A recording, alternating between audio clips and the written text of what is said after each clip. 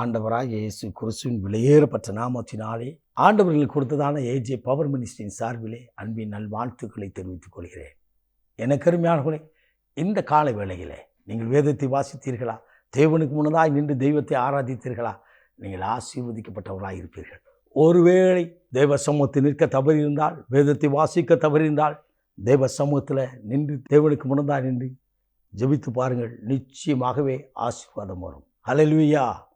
போகட்டும் எனக்கு அருமையானவர்களே, அவனுடைய வார்த்தைக்கு நேராக கடந்து வருவோம். இன்றைக்கு கர்த்தருடைய ஆவியான நமக்கு கொடுத்த வார்த்தை மத்தேயு நற்செய்தியின் புத்தகம் 11ஆம் அதிகாரம் 28வது வார்த்தை. சுமை சுமந்து, பெரும் சுமை சுமந்து சோர்ந்து போயிருக்கிறவர்களே, என்னிடம் வாருங்கள், என்னிடம் வாருங்கள். சோர்ந்து போய் பாரம் சுமந்து கண்ணீர் வடித்து என்னால் சுமக்க முடியலப்பா, என் வாழ்க்கையில் நெருக்கங்கள் அதிகமாக இருக்கிறது, பிரச்சனைகள் அதிகமாக இருக்கிறது, கண்ணீர் வடித்து கதறுகிறேன், சரீரத்தில் வியாதியோடு கூட போராடுகிறேன் என்று சொல்லி கலங்கி நிற்கிற என் அன்பு தம்பி, என் அன்பு தங்கச்சி, அன்பு தாயே, தகப்பனே, பிரியமானவர்களே, உங்களோடு கர்த்தர் பேசுகிறார். சோர்ந்து போய் என்ன செய்யணும் தெரியலப்பா, இதுக்கு மேலே என்ன வழின்னு எனக்கு தெரியல.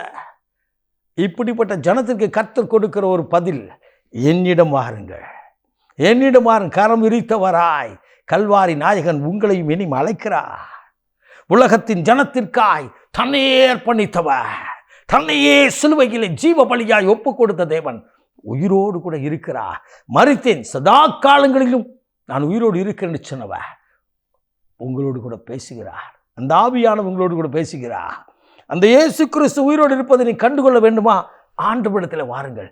எங்கோ ஒரு அற்ப மனிதனிடத்தில், பதவி உள்ளவனிடத்திலையும், அதிகாரம் உள்ளவனிடத்திலையும், பணமுள்ளவனிடத்திலையும் தேடி போகிறோம். ஏன்? மருத்துவரிடத்தில் போய் தேடி சென்று காத்திருக்கிற நேரத்தை விட ஆண்டவர் சமூகத்தில் காத்திருங்கள். மருத்துவரிடத்தில் செல்லாதபடி அவர் பரிபூரணமாய் சுகமாக்க அவர் உயிருள்ளவராய் இருக்கிறார். வேதம் சொல்கிறது, அவருடைய தழும்புகளால் சுகமாகிறோம். என்னிடம் மாறுங்கள் என்று கூறுகிறார். சோர்ந்து போய் மனதில் பாரத்தோடு, துக்கத்தோடு, கலக்கத்தோடு நிற்கிற உங்களோடு தான் கர்த்தர் பேசுகிறார். அன்பு தாயே, நான் இந்த காரியத்தில் நான் எப்படி கடந்து போவேன்? என் வாழ்க்கையில நிம்மதி இல்லாமல் இருக்கிறது என்று சொல்லி குழம்பி நிற்கின்றோம். கர்த்தருடைய ஆவியானவர் சொல்ல, என்கிட்ட வா. ஆவில சோர்வு, ஆத்துமாவில் சோர்வு, சரீரத்தில் சோர்வு, எல்லாவற்றையும் மாற்ற தேவன் உயிரோடு கூட இருக்கிறார். ஹல்லேலூயா. மாமிசம் சோர்ந்துட்டுனா ஆவியில் ஜெபிக்க முடியாது. ஆவியில் ஜெபிக்க முடியலைன்னா ஆத்துமாவில் பலன் கொள்ள முடியாதம்மா. நீ மாமிசம் சோர்ந்து போகும், மாமிசமோ சோர்ந்து போகும். ஆவி உற்சாகம் உள்ளது. நீ மாமிசத்தில் நின்று ஆண்டவருக்கு முன்னால் நின்று ஆவியில் அனல் மூட்டி அக்கினியை பற்ற வைத்து ஜெபம் பண்ணி ஆராய்த்து பாருங்கள். உங்கள் ஆத்துமாவில் ஒரு பலன் வரும். ஆண்டவர் வருவார். ஆண்டவர் வந்து விசாரித்து கண்ணீரை துடைக்க உயிருள்ளவராக இருக்கிறார். ஹல்லேலூயா. நான் பிரசங்கிக்கிற ஆண்டவராக இயேசு உயிரோடு கூட இருக்கிறார். அந்த தெய்வத்தை நீங்கள் தேடி வாருங்கள். இருக்கிற இடத்துல அழைத்து பாருங்கள். தினமும் அதிகாலை எழுந்து ஆண்டவருக்கு முன்னதாக நின்று சொல்லுங்க, ஆண்டவரே, எனக்கு ஒரு பிரச்சனை இருக்கிறது இப்படி அப்படின்னு ஆண்டவர்கிட்ட சொல்லுங்க. பிரச்சனையை ஆண்டவருக்கு முன்னதாக நின்று ஆராதித்து ஜெபித்து முடித்து பிரச்சனையை பார்த்து சொல்லுங்கள், ஆண்டவரே, நீங்கள் இருக்கீங்க, இந்த பிரச்சனையை பார்த்துக்கிடுவீங்க. ஹல்லேலூயா. எனக்கு ஒரு அருமையான ஒரு சகோதரி தெரியும். அவரை விதமாக சொன்னார். சோர்ந்து போய் உடைந்து போய் இருந்த நேரத்தில் தன்னை அர்ப்பணித்து, தன் குடும்பத்தை அர்ப்பணித்து தேவ சமூகத்தில் ஜெபம் பண்ணார். ஆண்டவரே, நான் என்ன செய்திருந்தாலும் என்னை மன்னிங்கப்பா, என் வாழ்க்கையில் இப்படிப்பட்ட பிரச்சனை இருக்குது, இது கடந்து போக முடியாமல் நான் திணறி நிற்கிறேன்னு சொன்னாராம்.